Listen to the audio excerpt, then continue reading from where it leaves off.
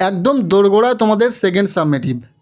অষ্টম শ্রেণীর সকল ছাত্রছাত্রীদের জন্য নিয়ে চলে এলাম পরিবেশ ও বিজ্ঞান বিষয়ের পরীক্ষার একদম শেষ মুহূর্তের সাজেশন হিসাবে একটি নমুনা প্রশ্নপত্র। সাজেশন কেন বললাম? এই প্রশ্নপত্রে থাকা প্রতিটা প্রশ্ন তোমাদের পরীক্ষাতে হুবহু কমন আসতে চলেছে, সেটা হোক ছোট বা বড় প্রশ্ন।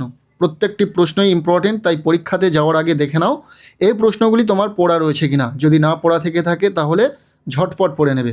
সো সম্পূর্ণ প্রশ্নপত্রটি উত্তরসহ একদম প্রথম থেকে দেখে নেওয়া যাক।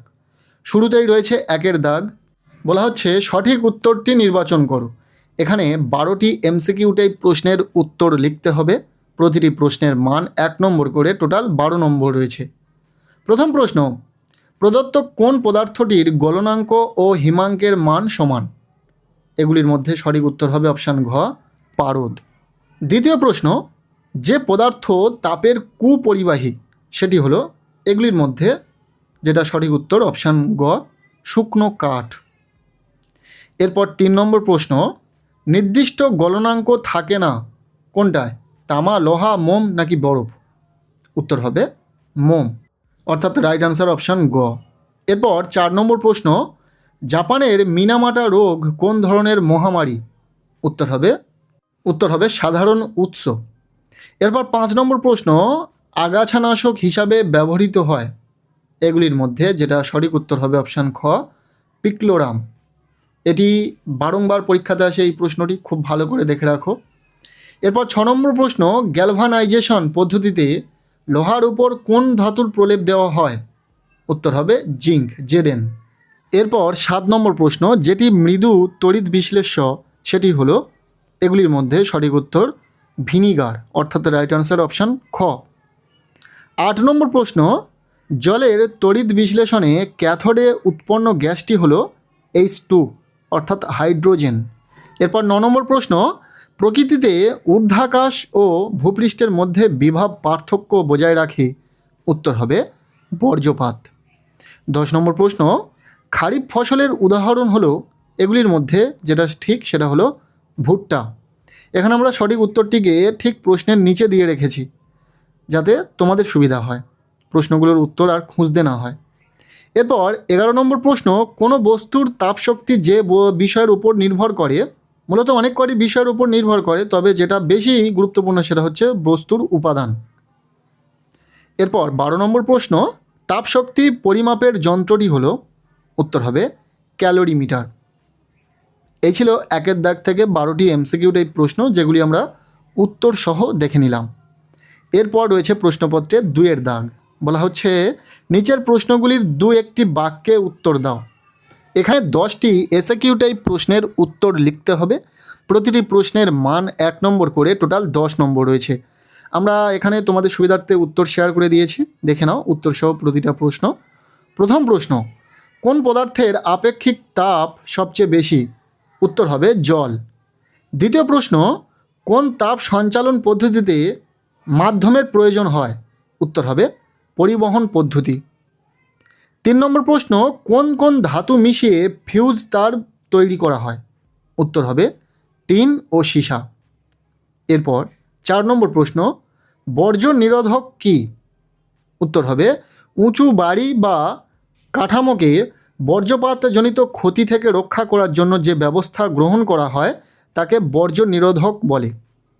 এরপর 5 নম্বর প্রশ্ন, গ্যালভানাইজেশন কাকে বলে? উত্তর হবে তড়িৎ বিশ্লেষণ পদ্ধতির সাহায্যে কোনো ধাতুর ওপর অন্য কোনো ধাতুর পাতলা প্রলেপ দেওয়াকে তড়িৎ লেপন বলে বা গ্যালভানাইজেশন বলে। এরপর 6 নম্বর প্রশ্ন, ইলেকট্রোড কি? উত্তর হবে ইলেকট্রোড হলো ধাতুর পাত যার মধ্যে দিয়ে ব্যাটারি থেকে তড়িৎ বিশ্লেষ দ্রবণে প্রবেশ করে। এরপর 7 নম্বর প্রশ্ন, ডেঙ্গু রোগের জীবাণু বহন করে যে প্রাণী সেটির নাম লেখো। উত্তর হবে স্ত্রী এডিস মশা। আশা করব এটি প্রত্যেকেরই জানা। এরপর 8 নম্বর প্রশ্ন, 2.8-এর প্রশ্ন, জোর কলমের একটি অংশ স্টক হলে অপর অংশটির নাম কি? শিয়ন। এটিও ভীষণ গুরুত্বপূর্ণ একটি প্রশ্ন, পরীক্ষাতে বারংবার আসে। এরপর 9 নম্বর প্রশ্ন, একটি অজৈব সারের নাম লেখো। উত্তর হবে এনপিকে। এরপর শেষ যে এসএকিউ টাইপ প্রশ্নটি রয়েছে, সবুজ চায়ে কোন ভিটামিন থাকে? উত্তর হবে ভিটামিন কে। এই ছিল 2-এর দাগ থেকে কিছু এসএকিউ টাইপ প্রশ্ন, যেগুলি আমরা উত্তর সহ দেখে নিলাম। এরপর রয়েছে প্রশ্নপত্রের 3-এর দাগ। বলা হচ্ছে নিচের যে কোনো 2টি প্রশ্নের উত্তর দাও। সরি, এখানে 2টি নয়, 4টি প্রশ্নের উত্তর লিখতে বলা হয়েছে। আর প্রতিটি প্রশ্নের মান 2 নম্বর করে, টোটাল 8 নম্বর। উত্তর সহ এই 2 মার্কের প্রশ্নগুলি দেখে নাও। প্রথম প্রশ্ন, সন্ধ্যাবেলায় শিশির পড়ে না অথচ গভীর রাতে শিশির পড়ে কেন? উত্তর হবে, সন্ধ্যাবেলায় মাটি ও তার সংলগ্ন বায়ু তখনও দিনের আলোর উত্তাপে কিছুটা উষ্ণ থাকে, ফলে বায়ুর তাপমাত্রা বেশি থাকায় জলীয় বাষ্প ঘনীভূত হতে পারে না।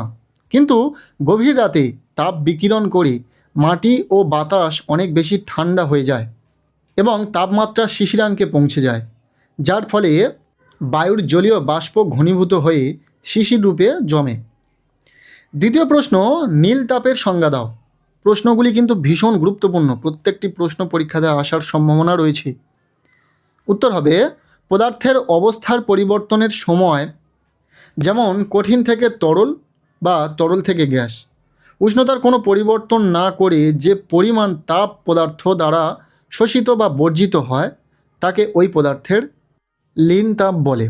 এরপর 3 নম্বর প্রশ্ন, কোনো তরলের বাষ্পায়নের হার কোন কোন বিষয়ের উপর নির্ভর করে?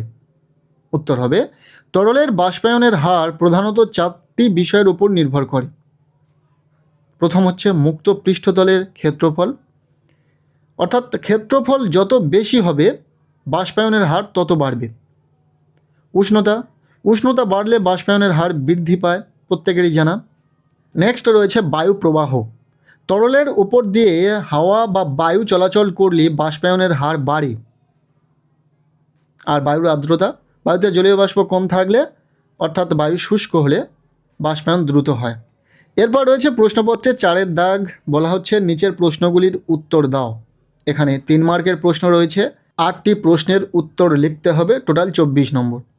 3 মার্কের ক্ষেত্রে আমরা এখানে উত্তর করে দিইনি, তবে যদি তোমাদের এই প্রশ্নগুলোর উত্তর না জানা থাকে বা তোমাদের কাছে যদি কোনোভাবে এই প্রশ্নগুলির উত্তর অ্যাভেলেবেল না থাকে, তাহলে অবশ্যই কমেন্ট সেকশানে জানাবে, আমরা যথাসময়ে এই প্রশ্নগুলির উত্তর দিয়ে দেবো ভিডিওর মাধ্যমে।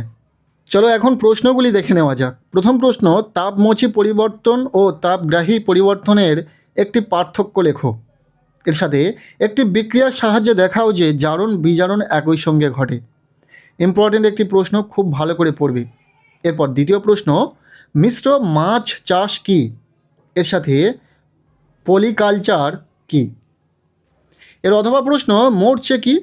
এর সাথে মরচে নিবারণের উপায়গুলি লেখো। এটিও ভীষণ গুরুত্বপূর্ণ।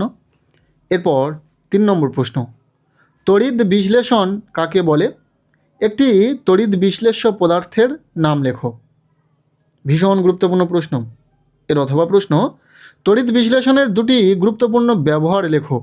এর সাথে একটি লোহার চামচের ওপর নিকেলের প্রলেপ দিতে হলে ক্যাথোড হিসাবে কি ব্যবহার করতে হয়?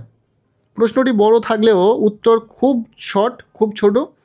মনে রাখবে এই রকমই প্রশ্ন কিন্তু তোমাদের পরীক্ষাতে আসতে চলেছে, কাজেই এই প্রশ্নগুলি খুব ভালো করে রেডি করো। এরপর 4 নম্বর প্রশ্ন, চায়ের 3টি উপকারিতা লেখো। 5 নম্বর প্রশ্ন, বর্জ্যপাতের সময় বাড়ির ভিতরে থাকাকালীন কি কি সুরক্ষামূলক ও সাবধানতা অবলম্বন করা উচিত? এরপর 6 নম্বর প্রশ্ন, তড়িৎ লেপন কাকে বলে? এর 2টি উদ্দেশ্য লেখো। 7 নম্বর প্রশ্ন, মুরগি পালনে লিটার কিভাবে প্রস্তুত করা হয়? এর সাথে শিয়ন কি? প্রশ্নগুলি কিন্তু ভীষণ গুরুত্বপূর্ণ। এর অথবা প্রশ্ন, রানী, পুরুষ এবং শ্রমিক মৌমাছির একটি করে কাজ লেখো। এরপর শেষ প্রশ্ন, অর্থাৎ এই প্রশ্নপত্রে থাকা 3 মার্কের শেষ প্রশ্ন, জৈব সার অজৈব সারের চেয়ে ভালো ব্যাখ্যা করো। এখানে স্পেলিংটা একটু মিস্টেক রয়েছে। যাই হোক, এই ছিল প্রশ্নপত্র। এই প্রশ্নপত্রে থাকা প্রতিটা প্রশ্নই ভীষণ গুরুত্বপূর্ণ। তোমরা যারা ক্লাস 8-এ পড়াশোনা করছো, 2nd ইউনিট টেস্টে এই প্রশ্নগুলোই তোমাদের পরীক্ষাতে আসতে চলেছে পরিবেশ বিষয়ে। কাজে যেই প্রশ্নগুলি তোমার পড়া নেই, খুব ভালো করে পড়ে নাও। আজকের এই ভিডিওটি এখানেই শেষ করছি। কেমন লাগলো ভিডিওটি অবশ্যই জানিও। ভিডিওটি ভালো লেগে থাকলে লাইক করে দিও। চ্যানেলে নতুন হলে চ্যানেলটিকে সাবস্ক্রাইব করে রাখো। প্রত্যেকের পরিবেশ ও বিজ্ঞান বিষয়ক পরীক্ষা খুব ভালো হোক সবার জন্য। শুভকামনা রইল।